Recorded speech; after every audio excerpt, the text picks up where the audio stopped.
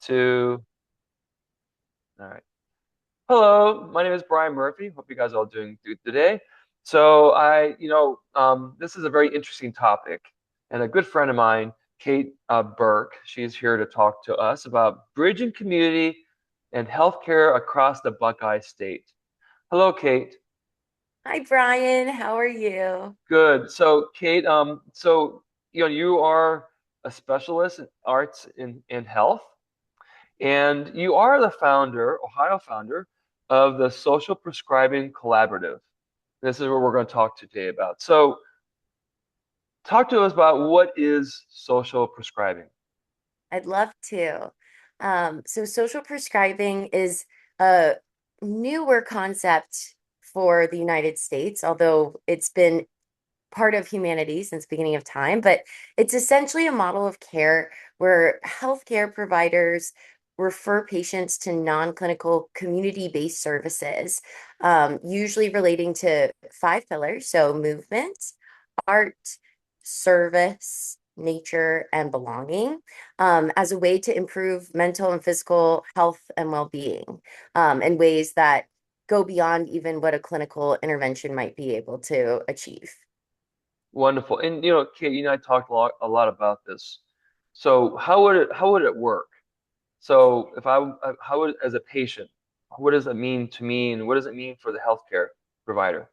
Yeah, it can look differently depending on the schema, the social prescribing schema. But the most classic example and the most well documented is how they have social prescribing laid out in the UK.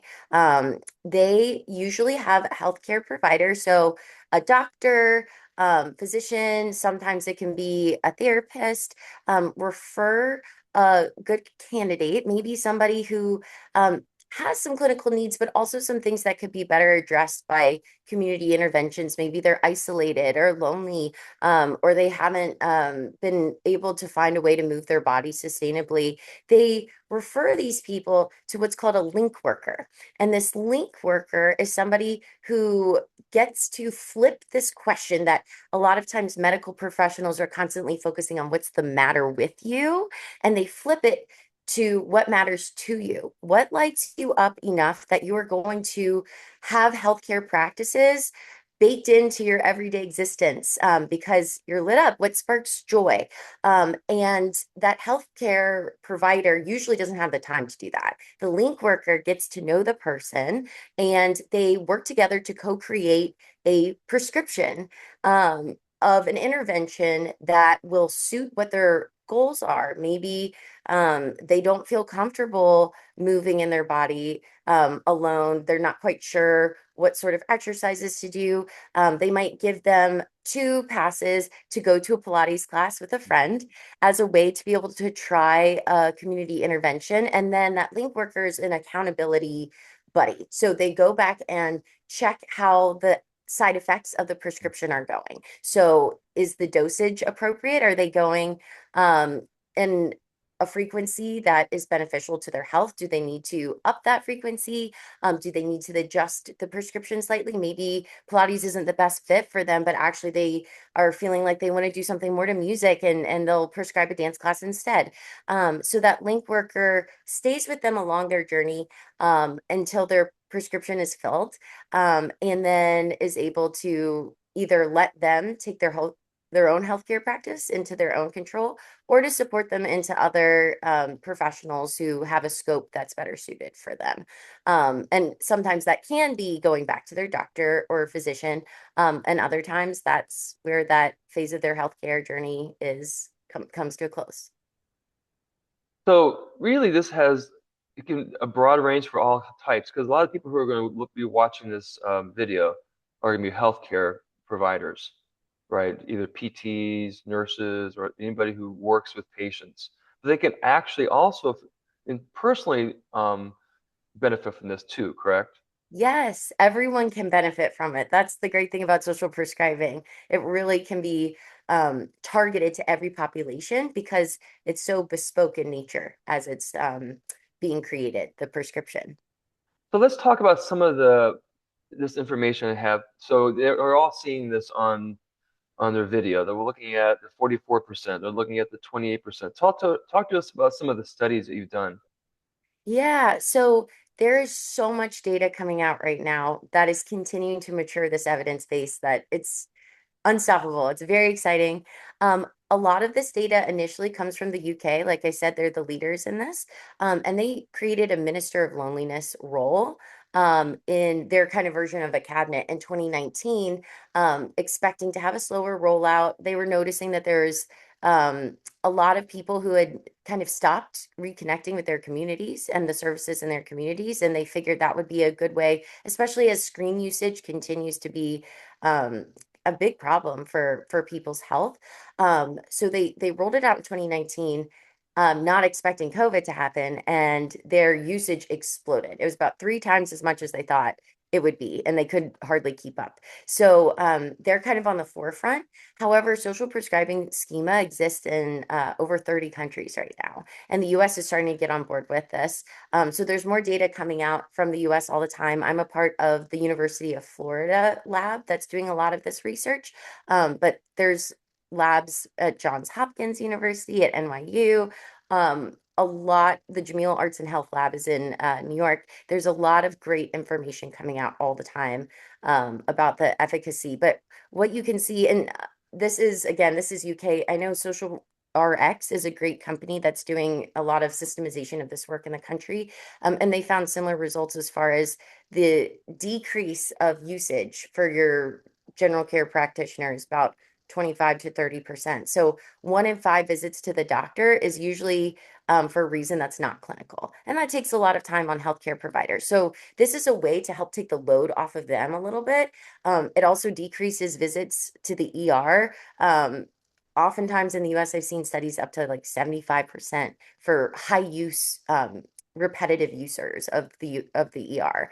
A lot of times people will end up there with diseases of despair that are preventable if they're really locked into practices that are motivated intrinsically and they're taking their medication. We're not trying to get rid of medication. They have that as their healthcare practice, but they're also doing the 80% of things that are going to benefit their health that aren't just clinical. Only about 20% of your health is determined by those very clinical interventions. And social determinants of health and that community connectivity makes up that other 80% and environmental factors as well.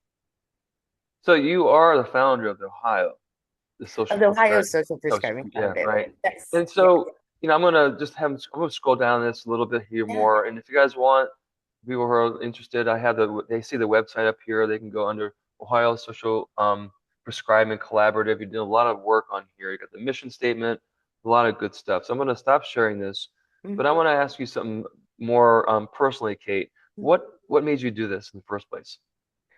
That's a good question. I think um, for me, being a professional dancer, it didn't just shape who I was as an artist. It really shaped how I saw health. And I always felt that, moving my body was good. I felt that having a creative practice, a way to have an outlet emotionally was really good for my mental health. And same with connecting with people in space, that belonging component is huge. And then being able to also connect with community and be a part of something greater was great for my own perspective building. And again, gave me something to wake up for and be excited about for my day and to want to take care of my body.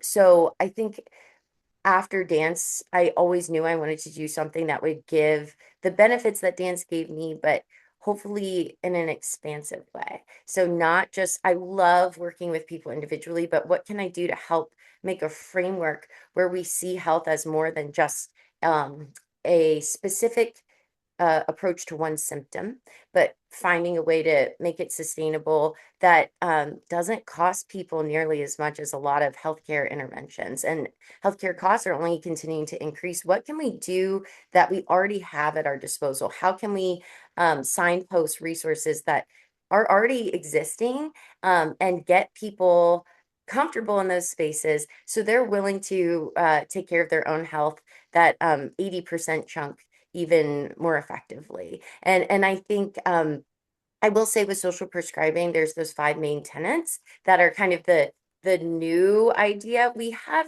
talked about social determinants of health like more in a traditional way as far as finding access to housing and transportation and food. Those are all still super duper important. And social prescribing doesn't take that away. It just adds to the menu of those traditional like social drivers of health and medicine in a clinical way. But I just wanted to be able to see how we could find medicine in community around us. Well, it's interesting. We have so much access to all that you're talking about, but when you go to a doctor or any healthcare and they have it in front of them, you get more inspired to do it. We have some, so it's almost like they're our guide to say, hey, we have this list. Let's give this a go. Let's get your health better in a different kind of way than just taking medicine.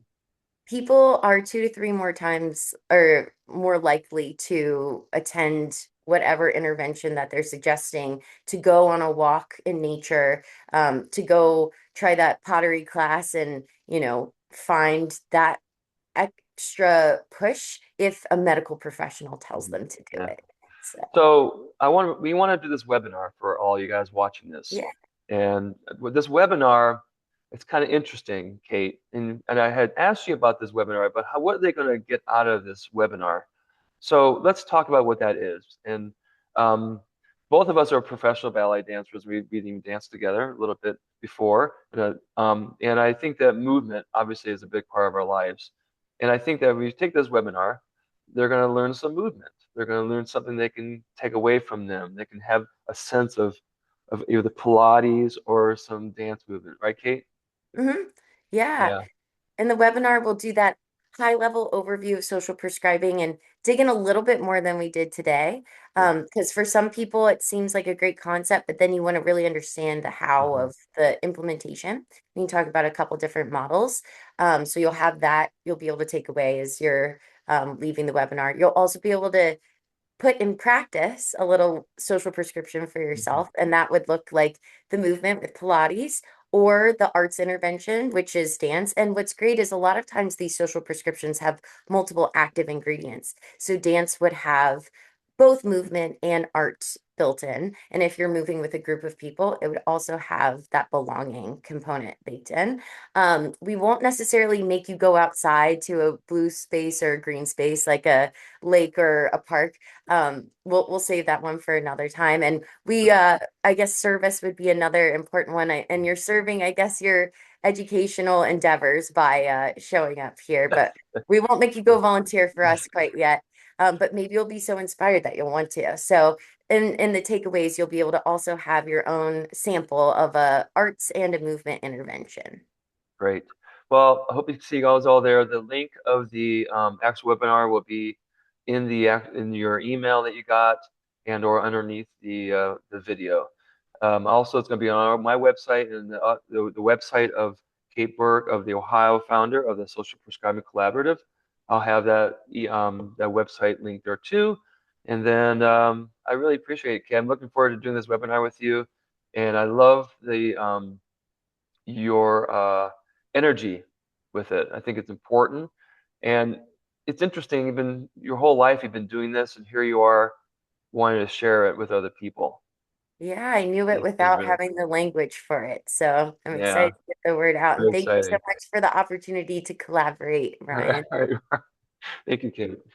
Thank you.